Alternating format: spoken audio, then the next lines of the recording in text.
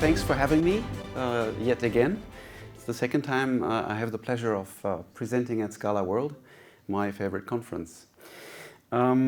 This time, meanwhile I'm no longer ACA team lead since quite a while. I don't work at Lightman anymore. I'm working at Actix. Actix is making software for factories. And factories not as an object-oriented design pattern or functional design pattern. No, it's like real factories doing real stuff. And I don't just mean iPhones. I mean the chairs you're sitting in. I mean every single thing that you use, that you eat, glasses that you drink from, they come from factories. So I will talk about factories and software and what that means, because it's slightly different than other software you might have written. So what is a factory? Who here, I can see somewhat, so who here has been to a factory? So it's usually like between 10 and 20%. Most people always use things from factories and have never been to one.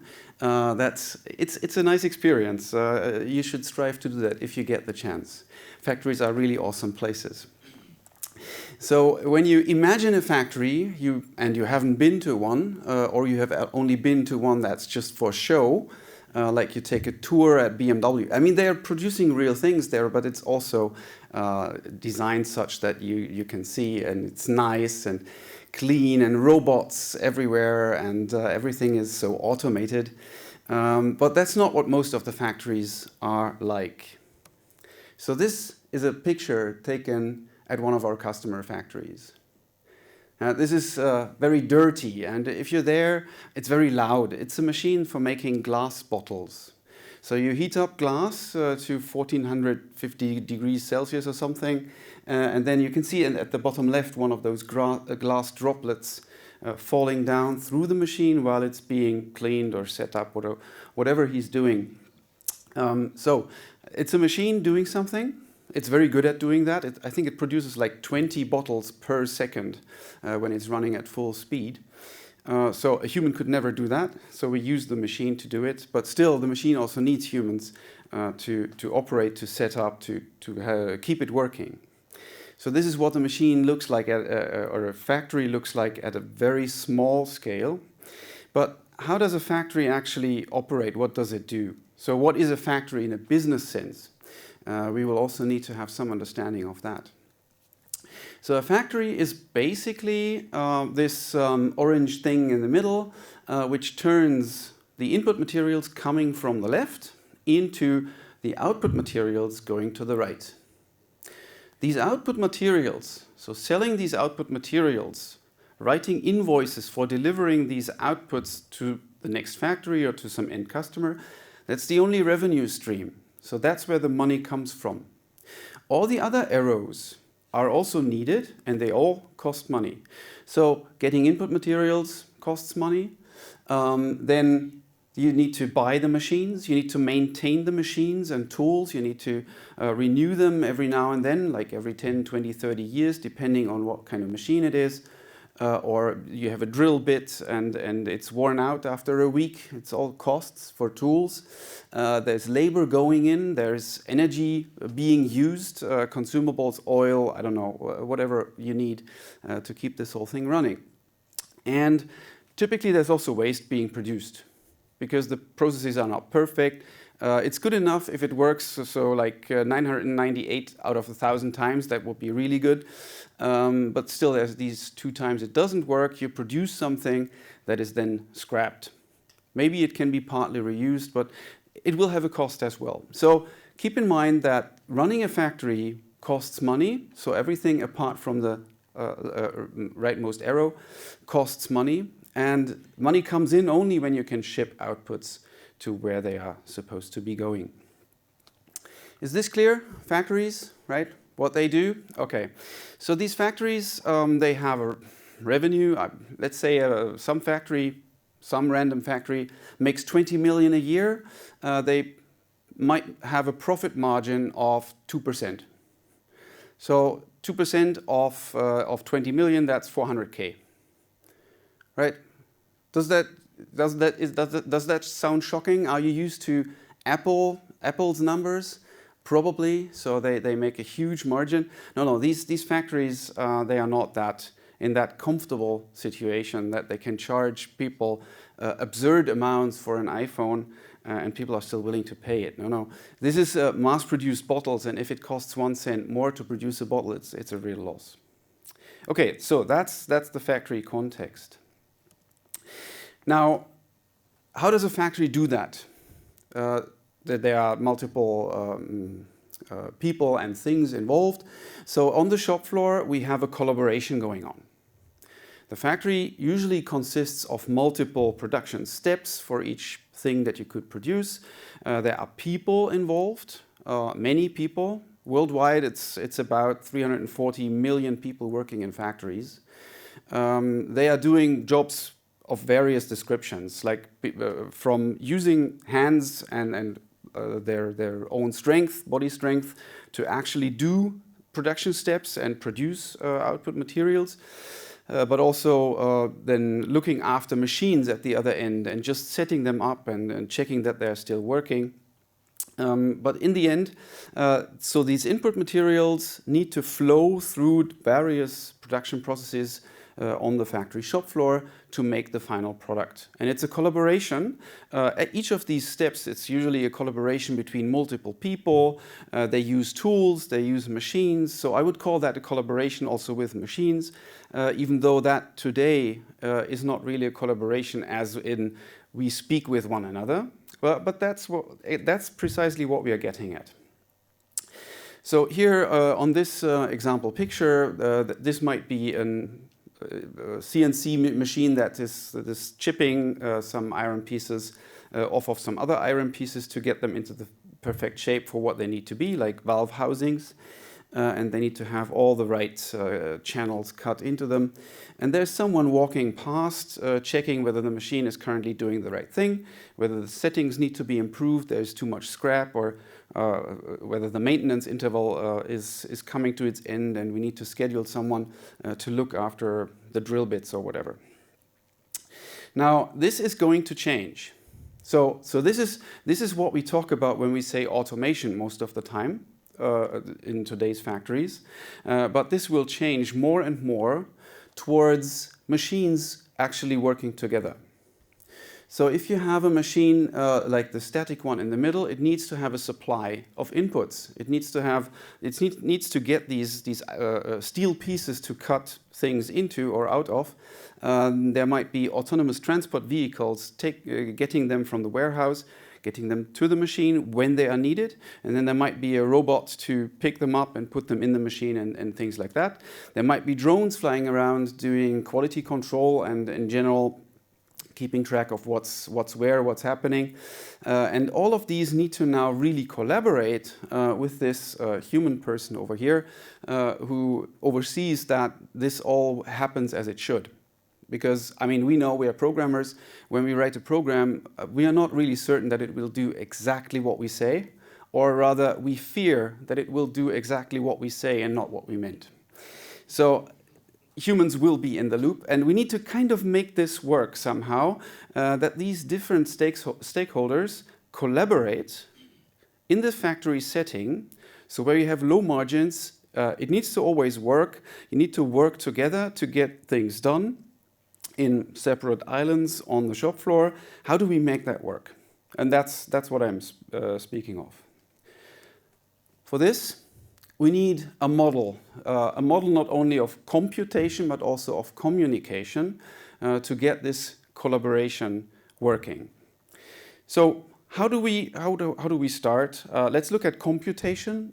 You might have a guess what I favor here, but let's look a bit at what the natural choice would be. So we have, for example, this person coming in and seeing what the machine is doing, for example. So this is ingested.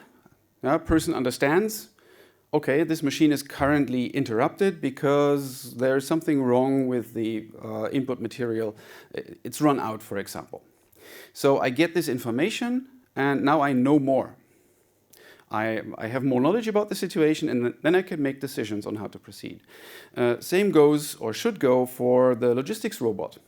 The logistics robot should discover, hey, there is a need for some material to be at that machine. It currently isn't there, so I know that now, so I have come to know that. I make the decision, okay, I'll supply that material. So in general, what I think we need to do here in this picture is every one of these stakeholders, as they learn information about their environment, they ingest that, they update their own state, and then they're in the position to make decisions based on that. And as you might have probably guessed, also from my history, I think that the actor model is pretty good at that. The actor model basically means we have this actor in the middle, it has some private state, and whenever it gets a message, it can look at that with this knowledge, with this message. What is my next knowledge? How does that change my view of the world? So as Carl Hewitt put it, you decide the behavior to be applied to the next message when you have finished treating this message, which basically means you're now in the new state. You have more knowledge when you react to the next message. So this has been implemented. We kind of have that. There's, for example, akka typed. I've written down the main signature of akka typed here in not quite Scala code. So if you write that, it will not compile because it's a recursive type. But this catches the essence of what it does. You need to put it in a trait and then it works. So a behavior is just something that takes a message of type T, does whatever it needs to compute, and then returns the next behavior for ingesting the next message of type T. So this is what we can do. We have a state and a message, and we get a new state. Essentially, that's what an actor is. Okay, cool. So I won't spend much time on this. So let's look at the model of communication. So how do we do that? How do we do that in real life? So let's take a look at this picture again. So when people are in a factory and doing their job, they are most of the time, they are doing things. They might be moving about, or they might be moving something else about, but they are using their senses. They're usually using 4 out of the 5 senses, because tasting things is not healthy in most factories. So you see, you hear, you smell, and you touch. You need to be careful with the touching, especially when it's a glass bottle manufacturing machine. But yeah, so these are the senses that we can use. And with these senses, we get information about our local environment.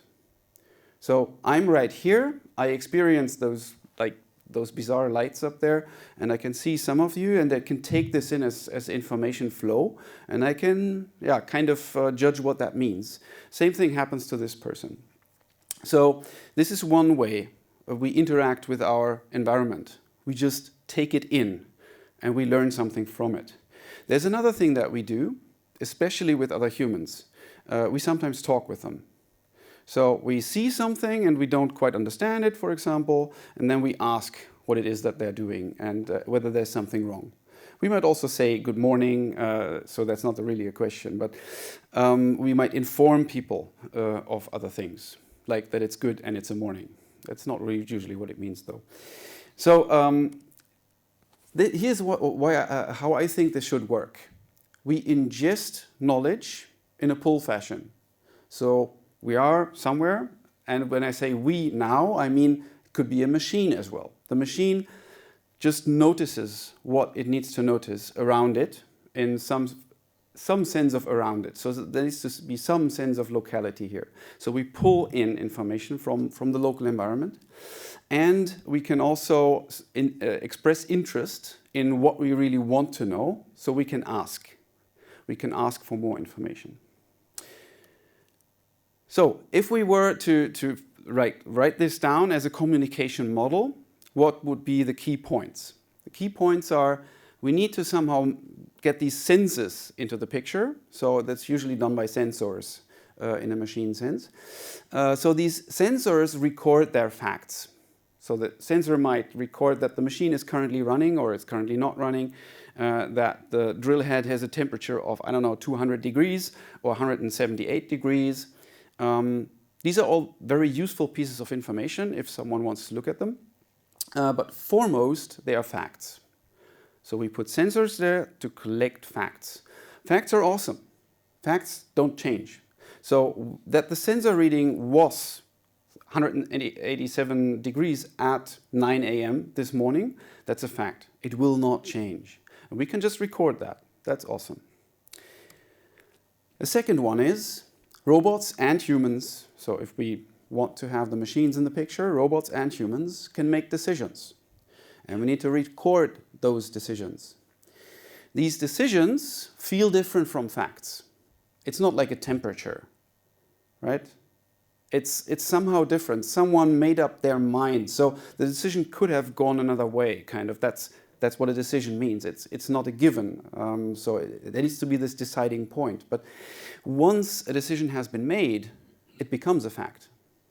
We can store that at 9:05, someone decided to start a maintenance on that machine because that drill bit was too hot, for example. So yeah, we have decision makers and they can record their decisions. And then we need all participants on the shop floor, so in this collaborative network, to ask for information.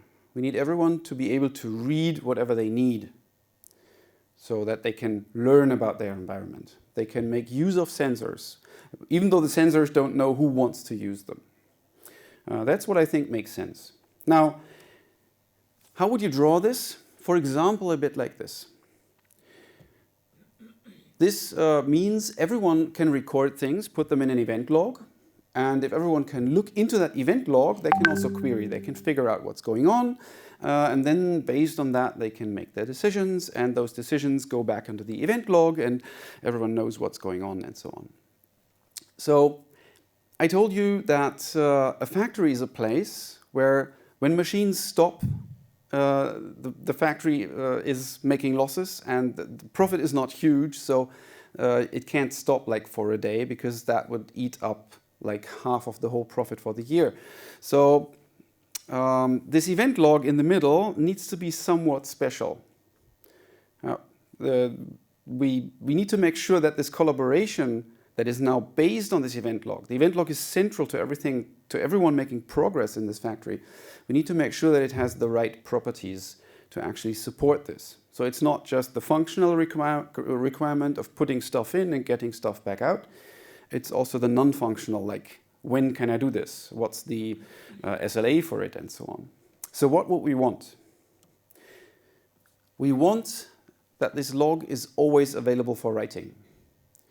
So on every participant, be that a tablet that someone's holding or a sensor that's recording temperature data or a small computer that watches what the machine is doing somehow and records like state information, like it's running properly or it's sounding funny, that kind of, you can do lots of things with machine learning. So you need to be able to always write those informations into the log. There's just no question. You need to be able to push stuff into it. So if we were to use Kafka, for example, Kafka is a very high performance, nice log that you could use.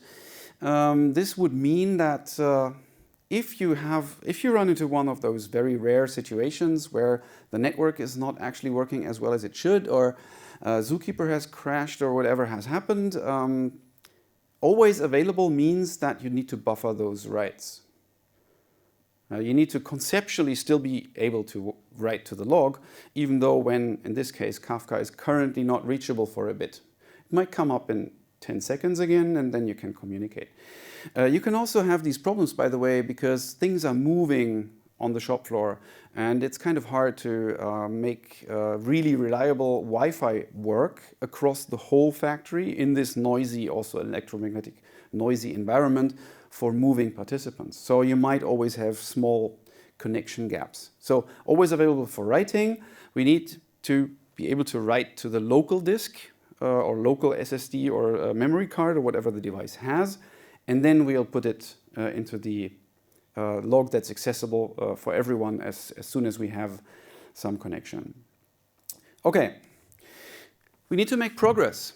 So when I press a button on a tablet, I press the start button, I expect the status to switch from stopped to running.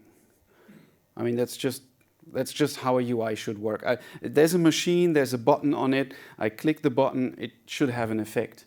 That only works if that effect can be performed always. So I have persisted that I have started the machine, for example. I've maybe put it in my locally buffered log because Kafka is currently not reachable for this second. But I still need to be able to read the log to find this event so that I can apply that in my business logic, in my actor or whatever I have, so that I can actually color this status bar green now instead of red. So always available for reading. This means also it's available for reading while, for example, the Wi-Fi is off. This unfortunately means that the system will become inconsistent at times.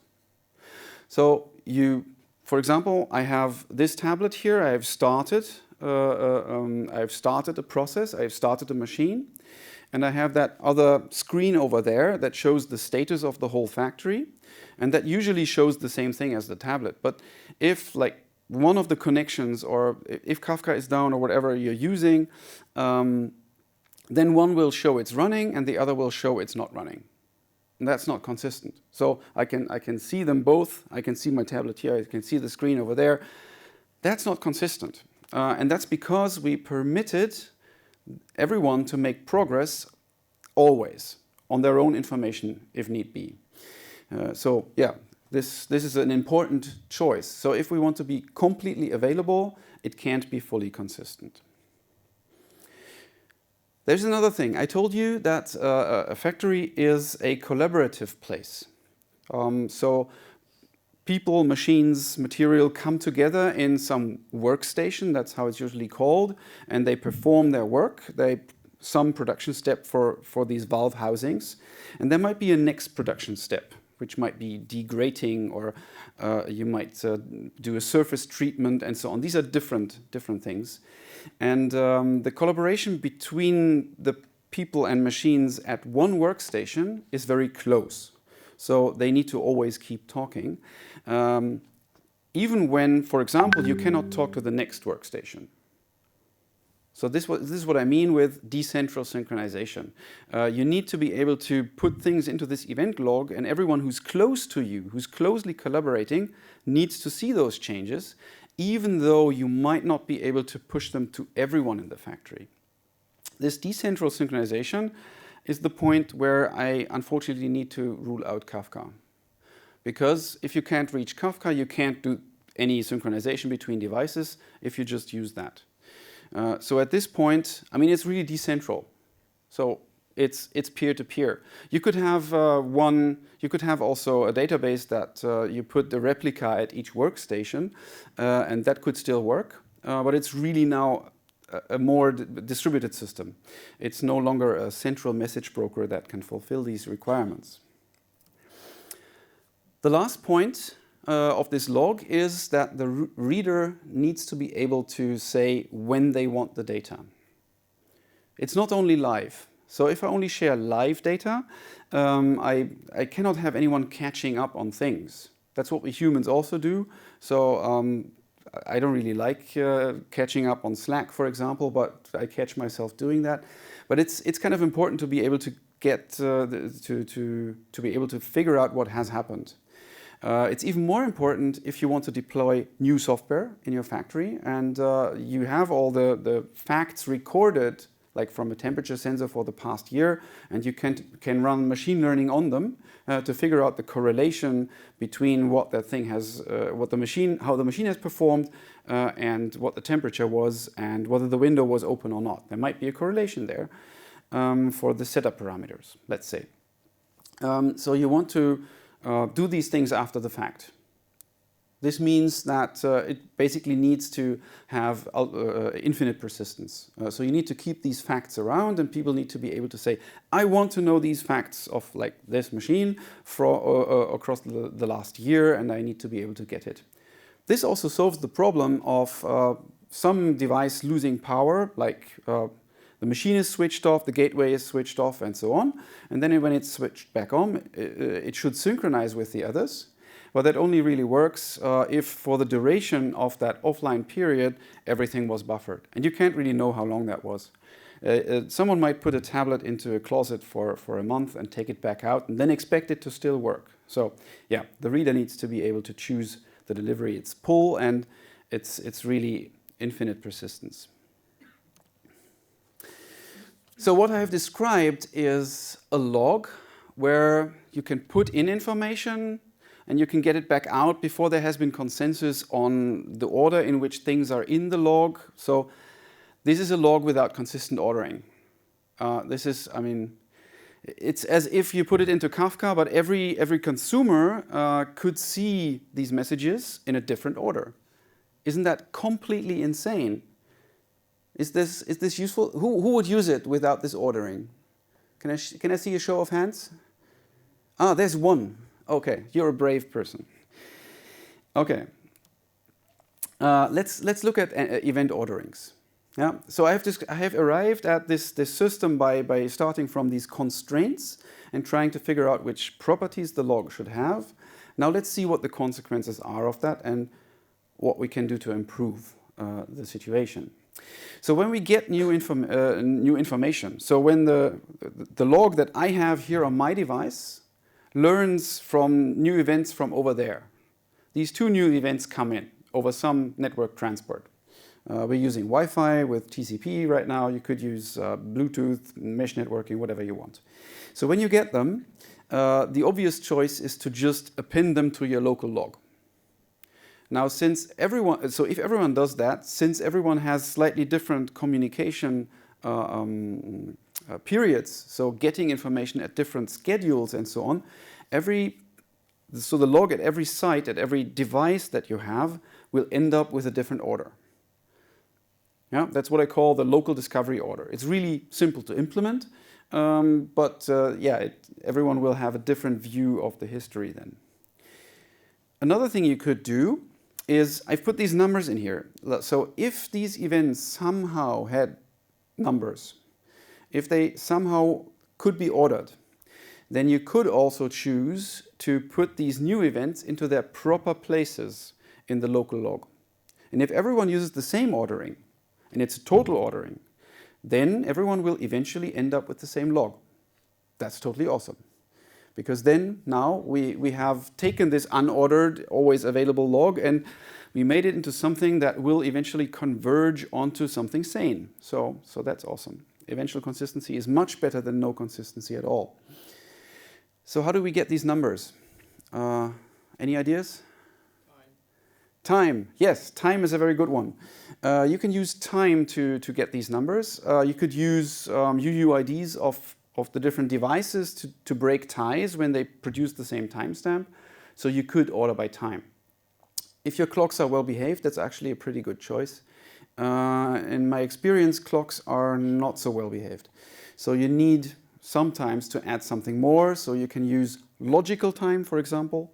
Who here knows what Lamport clocks are? Some, so it's like 3 or 4 hands. It's one of my favorite interview questions. So I think it's a very useful concept to know. Lamport timestamps are a way of tracking. It's just one integer that's tracked on each device, so it's very small, and it can tell you. So it will order things that are causally connected. So I did something here, I communicated with that party did something, that will get a larger timestamp. That's immensely useful. So you could use that. You would still use the UUID of the device for breaking ties, for example. So you can come up with these numbers, so you can make an actually eventually consistent log. That's pretty cool. So now, we want to achieve eventual consistency in either case, because if you run the same computation at 2 places, you really want it to eventually come up with the same result, because if not, it's completely insane. I don't think anyone would be able to really work with that, maintain such a system. So in the left-hand side case, so the local discovery log, the business logic that you run So when you get you have a state, you get a new input, you compute a new state. This function that does that, it needs to yield the same results no matter in which order the events come in. So the event application needs to be commutative. So if I do event 1 before event 2 or event 1 after event 2, it needs to result in the same state. This can be done. For trivial things, it's easy, but in the general case, it's hard to get right.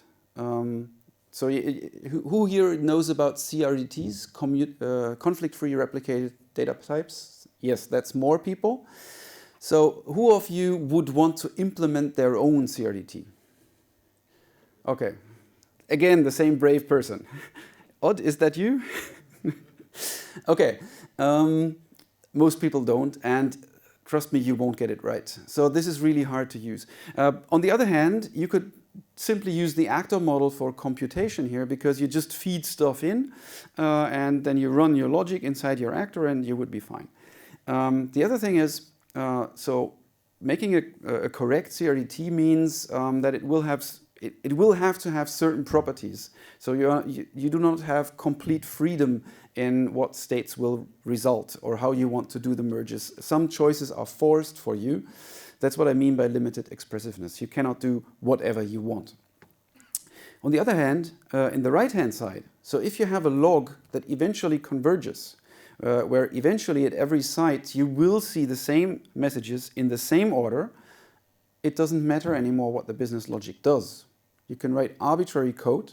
If you run the same computation on 2 devices, it will eventually come to the very same conclusion if they run it on that eventually reached log. It's not completely arbitrary code though, because we need this ability to time travel.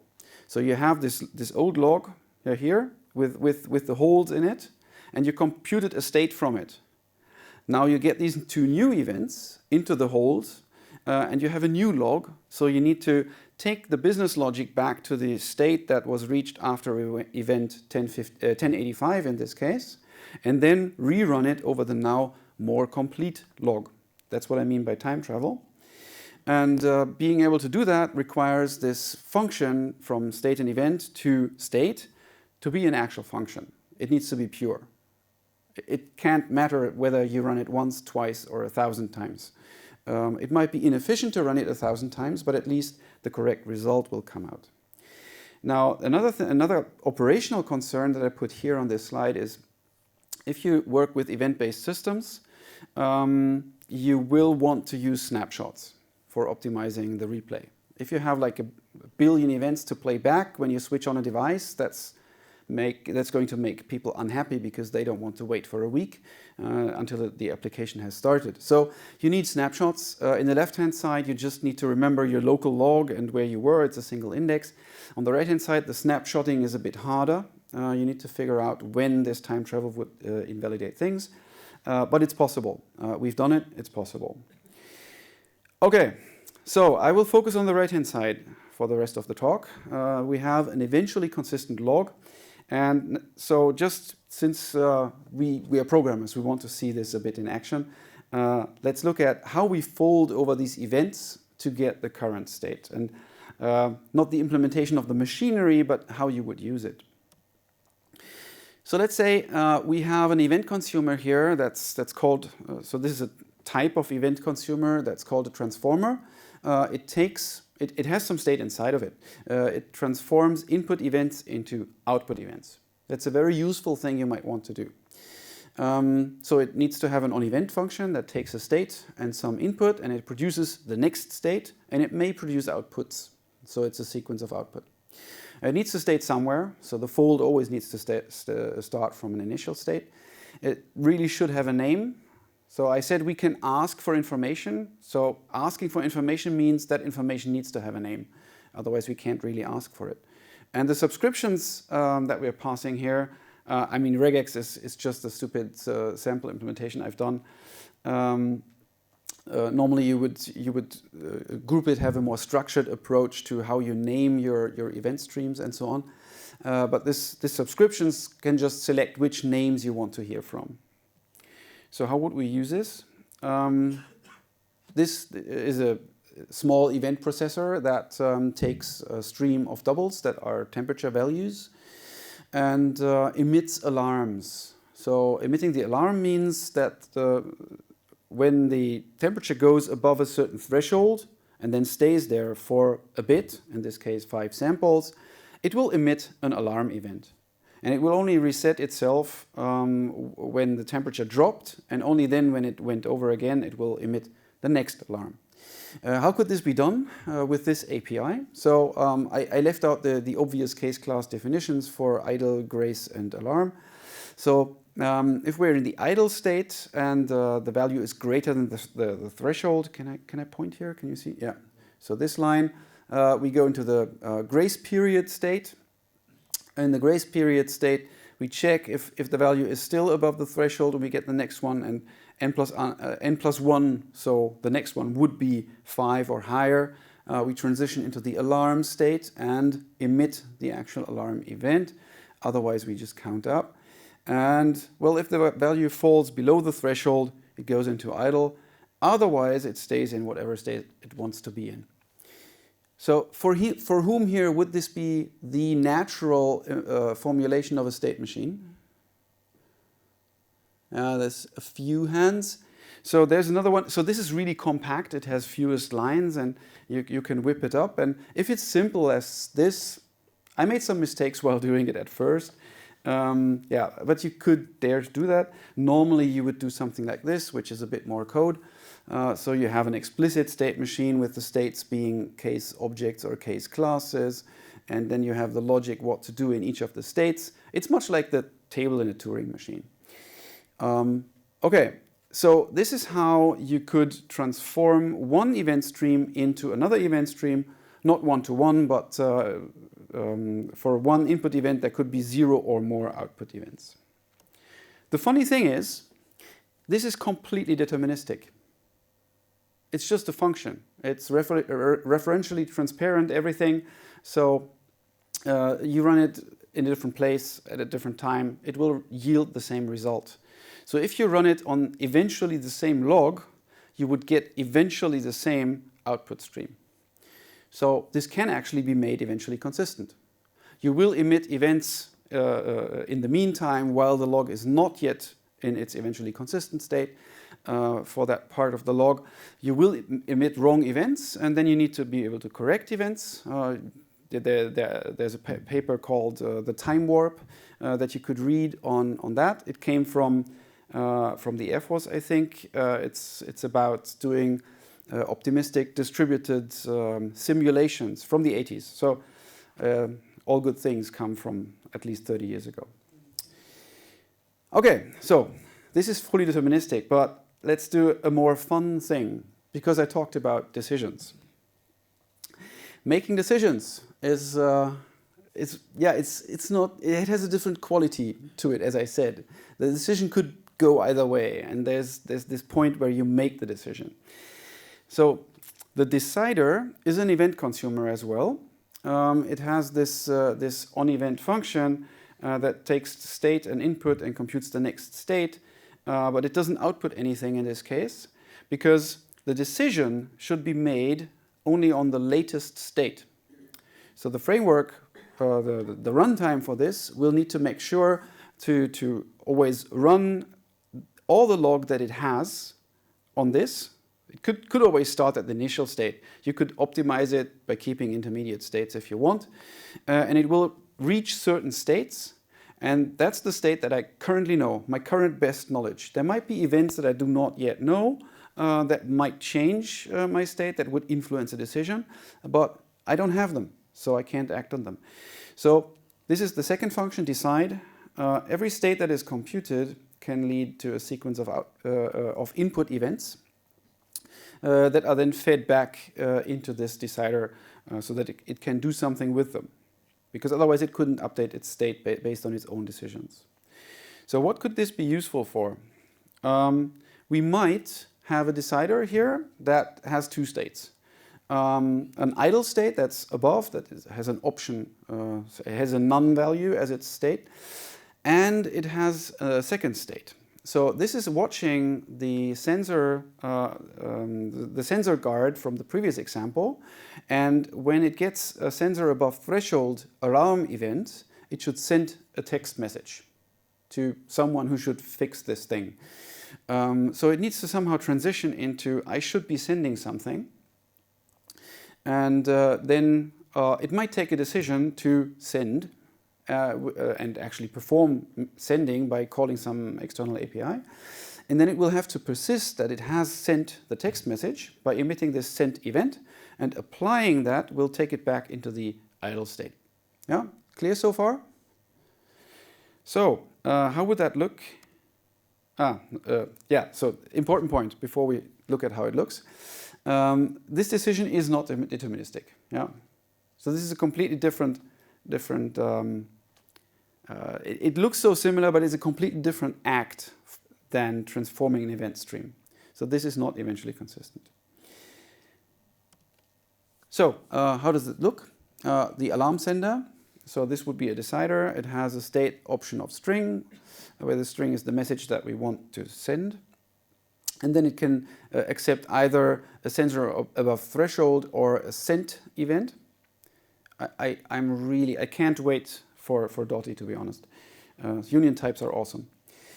Okay, so on event doesn't really care what the current state is. If it's a sensor above threshold message that we get, we transition into the state where it's not idle. It says some and formulates the text message that we want to send, alarm for sensor, blah, blah. Then if we get the event that the text message has been sent, we transition into the empty state. Now the decision becomes very simple. So whenever we see that we are in the empty state, there is nothing we need to do. If we need to send a text message, there's some API we need to call to send the message. I've put that as a parameter just up here. And then we emit this event that we have sent the message. Does that make some sense? Yeah? Okay. Scream if something is unclear, please. So now comes an interesting thing. What if we run two of these? So we just want this to be redundant.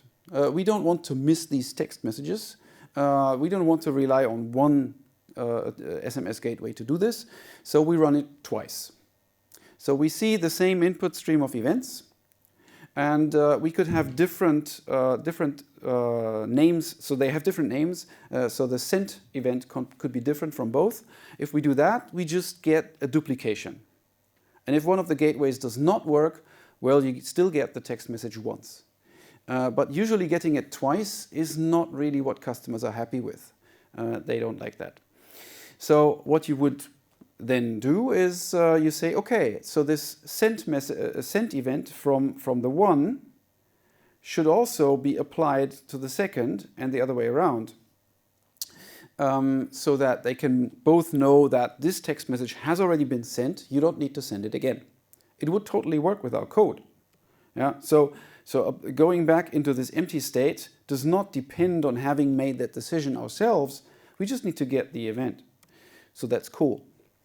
But what will usually happen is you run this one. It will get the alarm first. It will do the sending, and then it will emit the sent event, and then this one will probably most of the time, or the other way around, see both events coming in, and will not get into the state where they can make the decision. So normally it's fine, but sometimes they are both end up in the sum state. And they both make the decision. So they both send. And there's no way we can forbid this. There's nothing we can do apart from having them talk to each other so that they figure out who should do the sending now. So yeah, that's an important one to keep in mind. We can see that this state machine might... So we write down the state machine, and it looks nice in the code. But if you run it in a distributed system, in a distributed fashion, there might be emergent behavior that is not immediately clear. So one thing here, that's just a shout out to Alceste, for example, and the session types community. we really, for these systems, we really need static analysis. We need to be able to describe the desired behavior or even lift some intuitive understanding of the desired behavior from the program code and then run some model checkers, proofs, proof assistants, whatever you need to figure out that it's actually going to do the right thing in a distributed setting, or at least then tell you where in the distributed setting the deviations would be that you need to expect now. Okay, so this is one way of doing this. Another, so I talked about, so you said timestamps, I said Lampert clocks. I said Lampert clocks for a reason. So if you consider this code, I get this event, I make a decision, and then I produce my own event. I really want my own event to be ordered after the one that I based my decision on. So this event log with this ordering and so on needs to be causally, it needs to respect causality. Otherwise it's really confusing. So if you just use timestamps and the clocks are just slightly off, you can get the situation where you get the input, you make the decision, and then your decision is replayed before the input. And that's really confusing to program code and might lead to funny debug sessions. Okay, causality, really useful. Now, I'd like to, I still have enough time, I'd like to make a small tangent on distributed databases, because what I've just described is a programming model, but also a way of storing data, of storing transactions, if you will. These events, they change state, so you could view them as transactions. So we've constructed a really weird database. Let's check just how weird it really is, okay? So we are looking at serializability.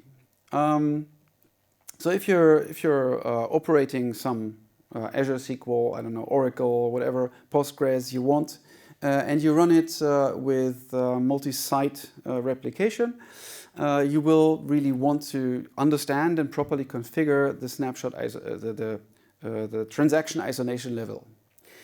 The one that is probably the best you can get in many of these popular databases is called serializable. Serializable means that clients submit requests that will be turned into transactions, and these transactions are executed as if they were ordered one after the other. And the isolation in the database ensures that everything that one transaction does happens completely after the previous transaction has run. So everything that the previous transaction has done happened before the next one. Unfortunately, so serializable, if you just take that description that I just gave and implemented it, it would be horribly slow. So people would see really low numbers and TPC benchmarks and whatever. So that's not what is actually implemented. So serializable, I also put it in double quotes, partly because of that, is not really that. It's not like one sequence. It's, yes, the transactions are ordered, executed as if they were one after the other, but one transaction does not necessarily see the database in the state that the immediately preceding transaction should have left it in. And those are these arrows I put on there. So the reads of the topmost transaction refer to not the second, but the third. The database can do that. If you want to replicate your transactions between Tokyo and New York, you really want to do that, because otherwise you will have lots and lots of communication slowing down how fast you can accept transactions, because you always need to kind of ask, have you progressed already or not? So that's called serializable. It's what most people are really comfortable with, it seems, even though it's I'm not sure. It looks very messy to me, but it's the maximum that most databases provide.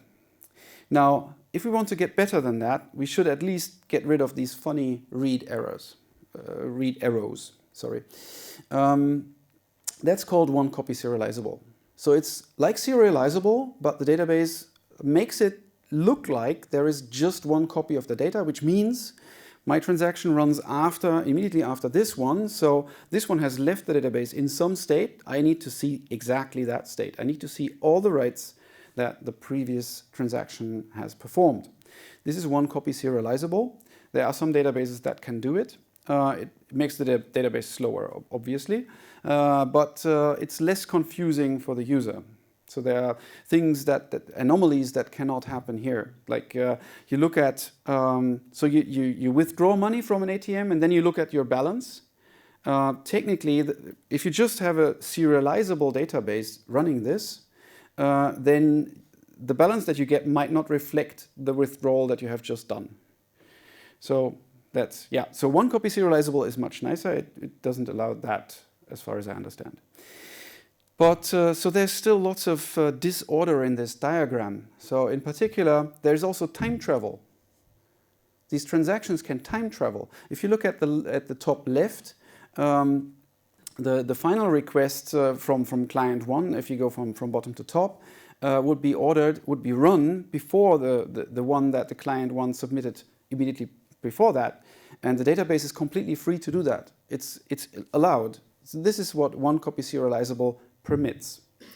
This is why there are many more, so I picked a selection. So the next one that I would mention is strong session serializable. It means that within one session, so client 1 having one session and submitting requests, within one session you will not see a reordering. So if I submit one transaction and then the other, they will also execute in that order. Again, it's easy to understand that this restricts what the database can do in terms of optimizations, shuffling stuff around, so it will make the database slower yet again. But this is also not perfect, as you can see. Like just at the bottom, we see that client 2 did something first, but it was executed second. Client 1 came second, but it was executed first. This doesn't look like much, but for example, if client 2 and client 1 are actually people who are on the phone together, and client 2 says, yes, I've done it, and client 1 looks into the database and doesn't see it.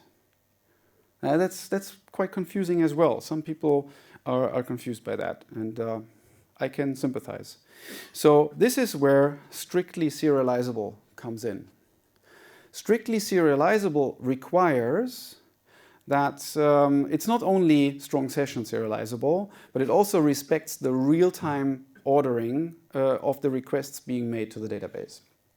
So if one transaction ended in real time before the other, it needs to be ordered before the other, regardless of where it came from.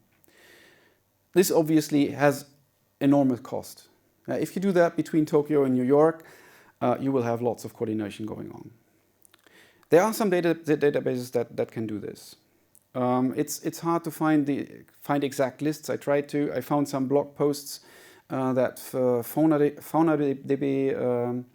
Foundation and Spanner can do it. There may be others, but the list is rather short. Okay, so here's one interesting side note. Our world has gotten distributed, and that has changed things. So if you just run a database on a single node and you implement it with a single thread just to make really sure, then it's naturally strictly serializable. First come, first serve, there is no concurrency, no possible reordering. The CPU, if there's just one CPU doing stuff, it will just execute transactions in the order that it will get them. So strictly serializable, also if you have a multi-core CPU and so on, is quite easy to implement if you have single node databases. So that's what most of them provide, modulo bugs. But once you go distributed, it becomes really hard, it becomes effort, it makes the database slow, so databases don't do it. So most of them only go up to serializable, and you need to check all the anomalies that they do permit. On the other hand, so as I told you, yeah, you have these two persons. One said, I did it in the database. The other then looks into the database, wants to see that it's actually there. This requires strict serializability.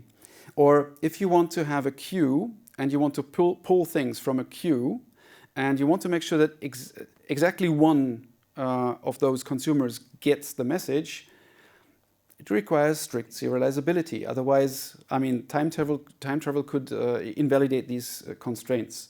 So if you really want global constraints to be enforced by the database and not just reported, then you need this. So it's very costly.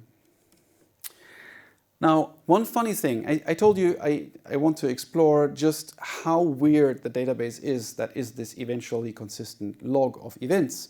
Now, if you consider one event to be one transaction, so if we don't say we can have multi-event transactions, then I hope I explained that this eventually consistent log provides actually strong session serializability.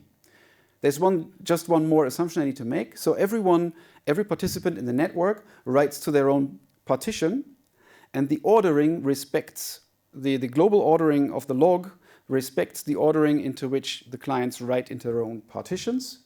And if that holds, then we have strong session serializability for this event log. That's a bit surprising. At least I was surprised. That it's extremely strong compared to databases that you can buy, and it looks a bit weird, but that's what it is. So as long as you have the data, as long as you have the business logic executed in such a way that it will be eventually seeing the consistent log, you have this strong session serializability. That's pretty cool. And sometimes you really need to be sure that you don't do something twice, for example, and then you want to opt into strict serializability.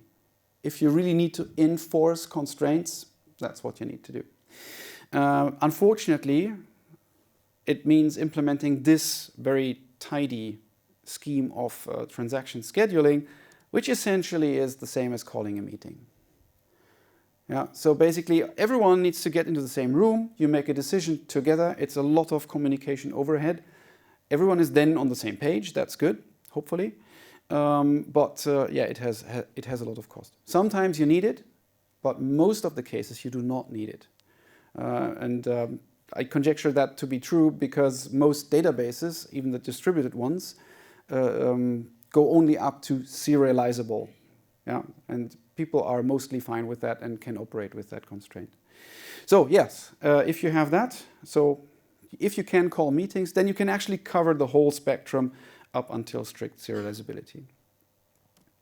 Okay, so the conclusion here is, I started from the desire to figure out how to write software such that we can make it work well enough for this use case. So in this constrained environment where it needs to always work, it's a very collaborative place. We need to have this communication be very reliable, persistent, and so on. So what are the tools that we would need? So I come to the conclusion that an eventually consistent decentral log that provides full availability, always available for reading and writing and locally syncing and so on, that's good enough. It provides enough guarantees to make this work. And then we need collaborative apps on top that work by pulling in information, so subscribing what they need in a flexible scope. As I said, there might be some notion of locality, like at this workstation. Or I might have an algorithm that's local to all the injection molding machines for monitoring them. So you need to be able to express these subscriptions. Then it's an eventually consistent log, so you need to be able to act on incomplete information. And yeah, so these decisions need to then be persisted so that you can later make sense of them. And for some cases, you may need opt-in consensus where you can say, among this set of machines, I need to be really sure that only two or only one of them does it. Like consensus among all the logistics robots that they don't do the same delivery twice. If you go for consensus just factory-wide in our use case, that will not scale. So there might be like 1,000 devices in a factory or 10,000 even, and forming consensus in such a large network would be prohibitively expensive. Okay, and still, so we want to do this eventually consistent log for most of the things, and it would be really nice if we had static analysis tools that would tell us, like, hey, this code looks like it wants to do this. If I interpret it single-threaded, it does this. But if I run it distributed, it might actually get extra events here and there. Have you checked that? So that would be totally awesome. And yeah, static analysis tools would be really helpful. And it would be even better if they were integrated into an IDE, as I talked with Justin before. So yeah, but I think the future is bright. I think we are going in the right direction here. Thanks a lot.